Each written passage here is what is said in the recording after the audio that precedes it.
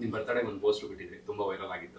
ಅದು ಎಲ್ಲಿ ತನಕ ಬಂತು ಅಣ್ಣ? ಇವತ್ತು ಇಶಾನಿ ಬರ್ಡೇಗೆ ಬಂದಿದ್ದೀವಲ್ಲ, ಅದ್ರ ಬಗ್ಗೆ ಮುಗಿಸಾದ್ಮೇಲೆ ನೆಕ್ಸ್ಟ್ ನಮ್ಮ ಇವೆಂಟಲ್ಲಿ ಸಿಗ್ತೀವಲ್ಲ, ಅವತ್ತು ನಿಮಗೆ ಡಬಲ್ ಎಲ್ಲ ಕೊಟ್ಬಿಟ್ರೆ ಹೆಂಗೆ ಅಣ್ಣ ನಾವು ನೆಕ್ಸ್ಟ್ ಬದುಕೋದು?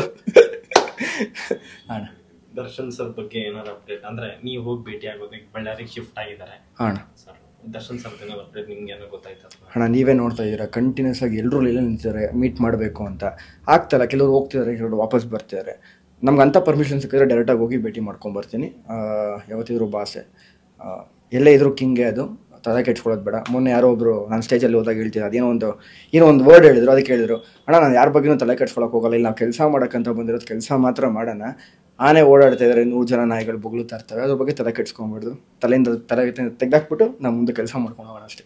ಬಿಗ್ ಬಾಸ್ ಸೀಸನ್ 11 ಪ್ರೊಮೋ ಬಿಟ್ಟಿದ್ದಾರೆ, ನೀವು ನೋಡಿರ್ತೀರಾ, ನಿಮ್ಗೆ ಹೇಗೆ ಅನಿಸ್ತು? ಯಾರು ಬರ್ಬೋದು ಕಂಟೆಸ್ಟೆಂಟ್ ಆಗಿ? ನಿಮಗೆ ಯಾರೇ ಬಂದರೂ ಒಂದು ಎಂಟರ್ಟೈನ್ಮೆಂಟ್ ಪ್ಲಾಟ್ಫಾರ್ಮ್ ಅಣ್ಣ, ಅಷ್ಟೇ. ಅದು ಇವಾಗ ನೋಡಿ, ಒಂದು ವರ್ಷ ಆಯಿತು ಅಂತಲೇ ನಮಗೆ ಗೊತ್ತಾಗ್ತಿಲ್ಲ. ಯಾಕಂದರೆ ನೀವುಗಳೇ ನೋಡ್ತಾ ಇರ್ತೀರ ಎಲ್ಲ ಇವೆಂಟ್ಸು, ನೀವೆಲ್ಲ ಸಿಗ್ತಾನೆ ಇರ್ತೀವಿ.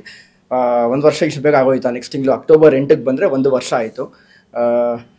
ಯಾರೇ ಬಂದರೂ ಒಂದು ಎಂಟರ್ಟೈನ್ಮೆಂಟ್ ಪ್ಲಾಟ್ಫಾರ್ಮ್ ಅದು. ಅದನ್ನು ಯಾರು ಮನ್ಸಿಗೆ ತೊಗೊಂಡಿರಾ, ತೀರಾ ಪರ್ಸನಲಾಗಿ ತೊಗೊಂಡಿರಾ, ಆಟ ಆಡಿಕೊಂಡು ಆಚೆ ಬಂದುಬಿಡಲಿ.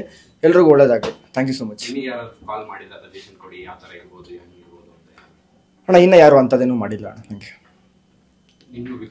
ಸುದೀಪ್ ಸರ್ ಹನ್ನೊಂದನ್ನು ಹೋಸ್ಟ್ ಮಾಡ್ಬೋದಾ, ಇಲ್ಲ ಬೇರೆ ಯಾರು ಹೋಸ್ಟ್ ಮಾಡ್ತಾರಾ? ಅಣ್ಣ ಹೇಳ್ತಾ ಇರ್ತೀನಲ್ಲ, ಮಾಸ್ಟರ್ ಪೀಸ್ ಯಾವತ್ತಿದ್ರು ಮಾಸ್ಟರ್ ಪೀಸೇ. ಸುದೀಪ್ ಅಣ್ಣನೇ ಅವತ್ತಿನ ಮಾಡ್ಕೊಂಬಂದ್ರು, ಸೀಸನ್ 1 ಸೀಸನ್ 10 ಗಂಟನು. ಅದಕ್ಕೆ ಹೇಳ್ತಾ ಇರ್ತೀನಿ, ಇನ್ನೊಬ್ರು ಬಂದು ಆ ಸ್ಥಾನದಲ್ಲಿ ನಿಂತ್ಕೊಂಡ್ರೆ, ಇವಾಗ ನೋಡಿ ಯಾರೋ ಒಬ್ರು ಹೇಳ್ತಾ ಇರ್ತಾರೆ, ಇಂಥವ್ರನ್ನ ಜೂನಿಯರ್ ಅಂದಾಗ ನೀವು ಒಪ್ಕೊಂತೀರಾ ಅಣ್ಣ? ಅವ್ರನ್ನ ಸ್ಕ್ರೀನ್ ಮೇಲೆ ನೋಡೋಕೆ ನೀವು ಇಷ್ಟಪಡ್ತೀರಾ?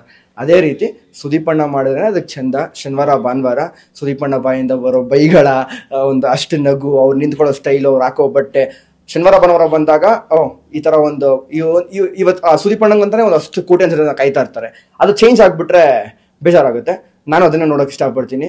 ನಾನು ಒಬ್ಬ ಕಂಟೆಸ್ಟೆಂಟ್ ಆಗಿದ್ದೆ, ತಿರ್ಗಾ ಆಡಿಯನ್ಸ್ ಆಗಿ ಕೂತ್ಕೊಂಡು ಪ್ರತಿದಿನ 9 ಗಂಟೆಗೆ ಬಿಗ್ ಬಾಸ್ ನೋಡ್ತೀನಿ. ಶನಿವಾರ ಭಾನುವಾರ ಸುದೀಪ್ ಅಣ್ಣ ಬರೋದು ನೋಡ್ತೀನಿ. ನಾನು ಎಂಜಾಯ್ ಮಾಡ್ತೀನಿ. ಸುದೀಪ್ ಅಣ್ಣನೇ ಇದ್ದರೆ ಒಳ್ಳೇದು, ಸುದೀಪ್ ಅಣ್ಣನೇ ಇರ್ತಾರೆ ಒಳ್ಳೆದಾಗಿ. ಥ್ಯಾಂಕ್ ಯು ಅಣ್ಣ.